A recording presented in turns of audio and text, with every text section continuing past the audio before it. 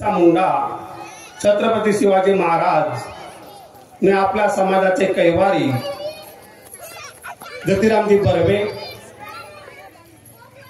ज्यांची स्थापना या गावामध्ये झाली असे आपल्या समाजाचे महान ऋषी वाल्मिकी ज्यांच्यामुळे आपल्या या गावामध्ये आम्हाला येण्याची संधी मिळाली असे आमचे प्रेरणास्थान आमचे मार्गदर्शक आपल्या समाजाचं एससी मध्ये असल्याचं शोध लावणारे संशोधक आदरणीय डॉक्टर दुर्पचारे सर भंडारा आणि गोंदिया जिल्ह्याचे अखिल ढिवर समाज विकास समितीचे अध्यक्ष मनोज केवट आणि जे कार्यक्रमामध्ये येतात जरूर पण तो कार्यक्रमापासून अलिप्त राहतात असे समितीचे सचिव मकरे साहेब स्टेजवर नाहीत परंतु तुम्हाला इकडे तिकडे जाताना दिसले असतील बघा दाढी वाढलेली आहे कॅमेऱ्यावर नेहमी शूटिंग करत राहतात तुम्हाला माहित नसेल जेव्हापासून समिती 20 तारखेला इथे येणार आहे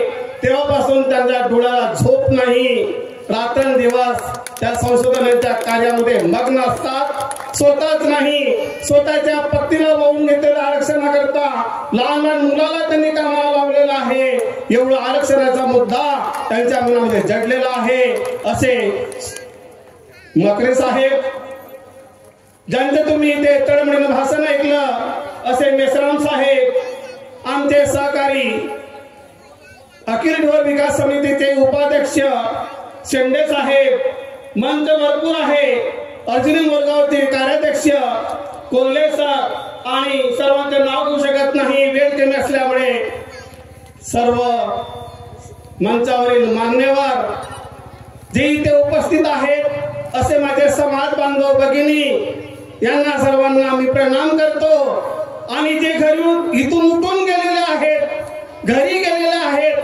काही कारणामुळे गेले असतील कार्यक्रमाचा त्रास आला असेल घरी काही काम असेल अशा व्यक्तींनाही मी नमस्कार करतो प्रणाम करतो आणि अध्यक्ष भाषणाला सुरुवात करतो बंधूंनो या ठिकाणी सुरुवातीलाच वाल्मिकी ऋषीबद्दल बोलण्यात आलं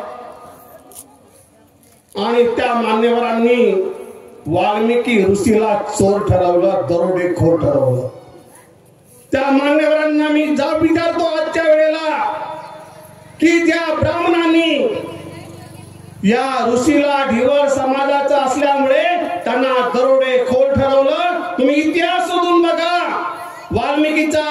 वाल्मिकी दरोडेखोर नव्हता विद्वान होता परंतु याची विद्वत्ता समाजामध्ये आली तर हा ढिवर पुत्र वर्तक ठरेल म्हणून या ब्राह्मण लोकांनी त्यांना दरोडेखोर ठरवलं आणि जो दरोडेखोर होता नंतर त्याला नारद मुनींनी काहीतरी सांगितलं पापाचा त्या जे तू दरोडे टाकतो आहे लूटमार करतो आहे त्याच्या तू हा जो पाप करतो आहे त्या पापामध्ये तुझी पत्नी तुझे नातेवाईक सहभागी आहेत का परंतु ही गोष्ट पूर्ण खोटी आहे वाल्मिकी दरोडेखोर नव्हते हे महान लेखक होते महान कवी होते असा कवी असा ऋषी जगात कधी निर्माण झाला नाही आणि भविष्यामध्ये होणार नाही कारण कोणी कोणता ग्रंथ लिहिताना आधी घटना घडते नंतर ग्रंथ लिहितात दुर्पचारे सर आधी घटना घडते नंतर ग्रंथ लिहितात परंतु माझ्या ढिवर समाजाच्या या जगामध्ये एकमेव असा महापुरुष होऊन गेला त्यांनी आधी रामायण लिहिलं नंतर रामायण घडलं हा उदाहरण जगामध्ये कुठं आहे का स्वर्ग्या कुठेच मिळणार नाही आणि अशा मान ऋषीला या ब्राह्मणवाद्यांनी दरोडेखोर ठरवलं ही किती शोकांतिका आपल्या समाजाकरता आहे हे लक्षात घ्या या ठिकाणी आरक्षणाचा मुद्दा महत्वाचा आहे सर्व सविस्तर बोलले बरोबर आहे समिती येणार आहे 20, 21, 22 3 दिवस समिती राहणार आहे भंडारा आणि गोंदिया जिल्ह्यामध्ये एक मुद्दा स्पष्ट करू इच्छितो जो आरक्षणाचा लढा अखिल ढिवर विकास समिती घेऊन लढत आहे, त्या समितीचा उद्देश हा राजकारण नाही। ही संघटना, ही समिती राजकारणापासून अलिप्त राहून आरक्षणाचा मुद्दा रेटून धरत आहे। डॉक्टर योगेश दुधपचार यांनी जे पुरावे यांच्या समितीकडे गोळा केले, त्या पुराव्याच्या आधारे आणि मकरे साहेब, मनोज केवट यांनी जे परत संशोधन करून नवीन नवीन पुरावे गोळा केलेले आहेत, त्याच्या भरोश्यावर आरक्षणाचा लढा आपण लढत आहोत आणि तो लढा तुमचा जर सहकार्य जर मिळाला तो पूर्णत्वाला गेल्याशिवाय राहणार नाही असं मला वाटतं। जेव्हा समिती येईल तेव्हा पहिल्या दिवशी माझ्या माहितीप्रमाणे हा जो प्रस्ताव, पुराव्यासहित प्रस्ताव आपण सरकारकडे सादर केलेला, आयोगाकडे सादर केलेला आहे, त्याची चिकित्सा होईल। हे पुरावे यांनी सादर केले, हे बरोबर योग्य आहेत की अयोग्य आहेत, हे तर पहिल्या दिवशी पूर्ण ते पुराव्याची चिकित्सा होईल। सर्व मंडळी आम्ही तिथे राहणार आहोत। त्यानंतर मात्र त्यांनी जे पुरावे सादर केले ती योग्य आहेत की अयोग्य आहेत त्याची चिकित्सा करण्याकरता तुमच्या गावामध्ये सुद्धा येऊ शकतात। आपण अस्पृश्य कसा होतो, या मान्यवरांनी सांगितलं, डुक्कर पालनाचा व्यवसाय हा आपला पूर्वीच्या काळामध्ये मुख्य व्यवसाय होता। डुक्कर पालन करणे म्हणजे अस्पृश्यता निर्माण करणे हे सिद्ध होत आहे। आज जरी हा डुक्कर पालनाचा व्यवसाय बंद पडलेला असेल, काही गावांमध्ये सुरू आहे। मनोज केवट आणि मकरेजी यांनी अनेक गावाचे सोडून काढले दोन्ही जिल्ह्यामध्ये, ज्या ज्या ठिकाणी डुक्कर पालनाचा व्यवसाय आहे ते सर्व पुरावे आपण या प्रस्तावाला जोडलेलो आहोत। आपल्या प्रस्तावामध्ये दम आहे, कारण यापूर्वी आपण सरकारकडे, आयोगाकडे एसटीची मागणी केली। धनोजी वलकर यांनी अनेक मोर्चे काढले, त्या मोर्चामध्ये आम्ही सुद्धा सहभागी होता, पण एसटीचे निकष आपण पूर्ण करू शकत नसल्यामुळे ती मागणी फेटाळली। पण मात्र आपण एसटीची मागणी करत आहोत। डॉक्टर योगेश दुधपचारे सरांनी जे आपल्याला पुरावे दिलेले आहेत, त्या पुराव्यामध्ये एवढे दम आहे की सरकारने आपला प्रस्ताव फेटाळलेला नाही, विचाराधीन ठेवलेला आहे। ही आपल्याकरता जमेची बाजू आहे। एसटी जेव्हा मागणी केली, कधी संशोधन समिती आली नाही, पार्टी आली नाही, पण आपला एसटीची जेव्हा मागणी केलं, दिल्लीमध्ये नेहमी या समितीनं पाठपुरावा केला, मुंबईला पाठपुरावा केला, नेहमी फोनवर बोलणं झालं, दखल घेतली आणि बातमी येत आहे, ही आपल्याकडे जमेची बाजू आहे। बंधूंनो, अनेक प्रश्न तुम्हाला विचारले जाऊ शकतात। तुमच्या घरापर्यंत जर समिती आली तर डुक्कर पालन हा मुख्य व्यवसाय होता हे आपल्याला सांगता आलं पाहिजे।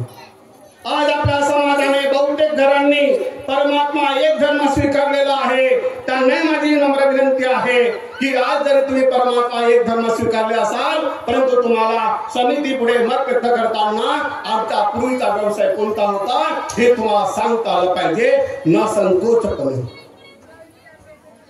परत मुद्दा आहे, तुमच्या घरापर्यंत जर समिती आली तर इथे मान्यवरांनी सांगितलंच आहे, आपला सेंद्रिय सांगितलं, आपला मुख्य व्यवसाय हा मच्छी पालनाचा आता सध्या आहे। मग मच्छी पालनाचा व्यवसाय आहे तर तुमच्या घरापुढे झाडं दिसायला पाहिजे, फुटी दिसायला पाहिजे, पेरणी दिसायला पाहिजे, हे सुद्धा तुम्ही लावण्याचा प्रयत्न करा। आपण अनेक दिवस पूर्ण करत आहोत दारिद्र्यामध्ये, कारण ज्या ठिकाणी गाव आहे त्या ठिकाणी सर्वात गरीब समाज जर असेल तर माझा ढिवर समाज मला दिसून येत आहे। ही परिस्थिती त्या संशोधन समितीला दिसणार आहे। आपण नोकरीमध्ये आपला फार शून्य म्हणजे 1% वाटा नाही हे त्यांना दिसणार आहे। आपल्या सरकारला सवलती मिळत नाही, घरकुल मिळत नाही, आपण झोपड्यामध्ये राहतो हे त्याला दिसणार आहे। 18-20 दारिद्र्यामध्ये आपला समाज जीवन जगतो हे त्याला दिसणार आहे। परंतु एक गोष्ट मात्र दिसणार नाही आहे की अनेक वर्षापासून, एकलव्यापासून, रामायणापासून, महाभारतापासून, वाल्मिकीपासून जे वारंवार इतर समाजाकडून आपला अन्याय होता, अत्याचार होत आहे, त्याच्या विरोधात कधी आपण आवाज उठवलेला नाही। त्या आवाजामध्ये आपण कमी पडत आहोत।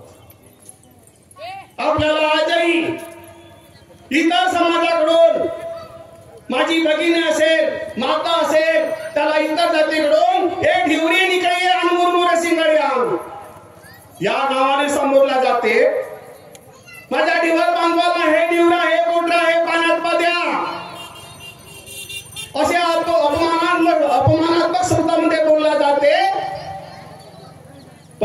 त्या विरुद्ध आपण कधी तक्रार केली का? त्या अपमानास्पद वागणूक देणाऱ्यांना आपण कधी प्रश्न विचारला का की माझ्या वडिलांनी माझं नाव ठेवलेलं आहे, त्या नावाने तुम्ही मला आवाज द्या, ढिवऱ्या म्हणू नका, पाण्यात पाद्या म्हणू नका, ढिवरी म्हणू नका, असं आवाज उठवलं, त्याच्या विरुद्ध आवाज उठवण्याची ताकद जेव्हा माझ्या समाजामध्ये निर्माण होईल तेव्हा माझा समाज जागृत झाला असं म्हणेन. जर आपण त्या विरुद्ध आवाज उठवला असता, पोलीस स्टेशन मध्ये एखादी तक्रार केली असती, तर तो आज जो आपण प्रबंध त्या सादर केलेला आहे, प्रस्ताव सादर केलेला आहे, तिथे आपण जोडला असतो. कारण आपल्याला जसं एसटी समाजाला जातीवाचक शब्दाने आवाज दिलं, या अट्रॉसिटी कायदा लागू होते, आपल्याला का लागू नाही? बरोबर आहे की नाही? पण आपण कधी हिंमत केलं नाही. असं जाऊ द्या, गेले ते जाऊ द्या, पण समिती जेव्हा येईल तेव्हा एक मुद्दा पुढे रेटून धरा की आजही आम्हाला इतर समाजाकडून अपमानास्पद वागणूक दिला जाते. ढिवऱ्या म्हटला जाते, बोटऱ्या म्हटला जाते, ढिवरीन म्हटला जाते, पाण्यात पाद्या म्हटला जाते. आणि जेव्हा पोलीस स्टेशन मध्ये रिपोर्ट द्यायला जातो तेव्हा पोलीस आमची तक्रार लिहून घेत नाही.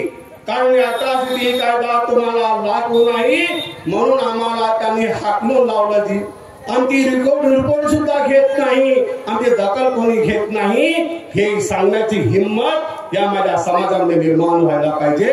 जेव्हा समिती तुमच्या घरापर्यंत येईल.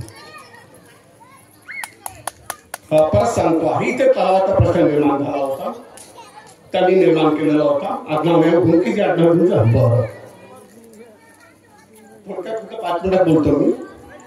मला सांगा की सरकार जो आपल्या समाजाबद्दल वेगवेगळे जिहार काढतो आहे, त्या जिहाराबद्दल कधी आपण विरोध करतो का? कधीच नाही.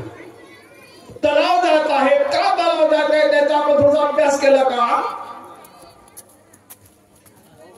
मी तर म्हणतो आहे, ढिवर समाजाला जे तलाव दिलेले आहे त्या तलावामध्ये ढिवर समाज प्रामाणिकपणे मच्छीचं उत्पादन घेत नाही. सरकारला असं जाणवत आहे की एवढ्या वर्षापासून आम्ही ढिवर समाजाला तलाव दिलेला आहे आणि हे तलाव नुकसानीमध्ये आता घाटामध्ये उत्पादन काही दाखवत नाही. याला जबाबदार कोण आहे? सरकार दादा खाजगीकरणाकडे वळलेला आहे. कोणताही क्षेत्र असो, खाजगीकरण जिथे उत्पादन जास्त होते त्याकडे वळत आहे. भविष्यामध्ये आपल्या अधिकाराचे तलाव जर आपण उत्पादन न दाखवता नुकसानीमध्ये जर सोसायट्या दाखवल्या तर तुमच्याकडून तलाव सुद्धा हिसकावून घेतला जातील, हे लक्षात घ्या. याविरुद्ध जर आवाज उठवायचा असेल तर समाज बांधवांनी, माझ्या समस्त महाराष्ट्रातील ढिवर समाज बांधवांनी एक व्हायला पाहिजे. आणि एक होऊन जर लढा दिला तर सरकार कधी आपला अन्याय करणार नाही. परंतु आपल्या समाजाची ही कमतरता आहे. एक नेता पडते बीजेपीकडे, एक नेता पडते काँग्रेसकडे. मी जर समाजाच्या नावाने आवाज उठवलं तर माझ्या पक्ष नाराज होईल. ही वस्तुस्थिती सध्या असल्यामुळे आपल्यावर होत असलेला अन्याय आपण मुकाट्याने सहन करतो. इथे शालूताईचा उल्लेख केलेला आहे, बरोबर आहे. पुरुष तलावामध्ये उत्पादन दाखवत नाही, पण माझी अशी कार्यकर्ती आहे शालू कोल्हे, पुरुषांपेक्षाही पुढे जाऊन तिनं तलावाची सूत्र आपल्या हातामध्ये घेतलं आणि आधुनिक पद्धतीने उत्पादन करून तलावाचं मच्छीचं उत्पादन वाढवलं. त्यामुळे तिला कोणती पदवी मिळाली? मच्छी माराची डॉक्टर ही पदवी मिळाली. आता 8 दिवसापूर्वी तिचा बंगलोरला सत्कार झालेला. कारण महिला ही प्रामाणिकपणे काम करते. पुरुषांनी तसे प्रामाणिकपणे काम केलं तर मला असं वाटते मच्छीसारखं उत्पादन कोणी घेऊ शकत नाही. परंतु सोसायट्यांनी नफा न दाखवता तोट्यामध्ये सोसायट्या दाखवल्या. एक दिवस मात्र तुमच्या पूर्ण सोसायट्या दुसऱ्याकडे गेल्याशिवाय राहणार नाही. आता नवीन जी आर आलेले आहेत बघा, कारण ढिवर उत्पादन दाखवू शकत नाही इतर समाज संस्थांच्या स्थापन करेल नवीन जी आर नुसार, आणि तुमचे तलाव जातील तेव्हा तलावाचं रक्षण करण्याकरता तुम्ही उत्पादन वाढवा. आणि तरी सरकार ऐकत नसेल तर तलाव वाचवण्याकरता, कारण आपली उपजीविका ही तलावावर आहे बहुतेकता, पण ती उत्पादन साधन जर आपल्यातून निघून गेला तर माझा समाज वाऱ्यावर आल्याशिवाय राहणार नाही. म्हणून तुम्ही वेळेत जागे व्हा. खूप वेळ झालेली आहे. एकी दाखवा. आंबेडकरांनी म्हटलेलं आहे गवताच्या काडीला महत्व नाही, कारण गवताची काडी सहज तोडता येते, पण गवताची एक एक काडी मिळून जर पेंडी बांधलं ते पेंडी तोडता येईल का? नाही तोडता येणार. म्हणून माझ्या समाज बांधवांनो, तुम्ही गवताची काडी बनवू नका, गवताची पेंडी बना. तुम्ही एकी दाखवा. एकी जर दाखवलं तर आपल्यावर ज्या ज्या ठिकाणी अन्याय होतो, मग तो समाजाकडून असो, इतर समाजाकडून असो, सरकारकडून असो, त्याविरुद्ध आपण एकीच्या भरोश्यावर आपल्यावर होणारा अन्यायाविरुद्ध आपण आवाज उचलू शकतो. एवढं बोलून मी आपले अध्यक्ष भाषण संपवितो. धन्यवाद. धन्यवाद. या ठिकाणी प्राध्यापक जनार्दनी नागपुरे सर यांनी अत्यंत मोलाचं मार्गदर्शन या ठिकाणी केलं. आणि यानंतरचा कार्यक्रम म्हणजे आभार प्रदर्शनाचा कार्यक्रम म्हणजे हा कार्यक्रमाचा शेवट असतो आणि त्याची जिम्मेदारी मी कोमल मार्कंड वलतरे या ठिकाणी या कार्यक्रमाचा आभार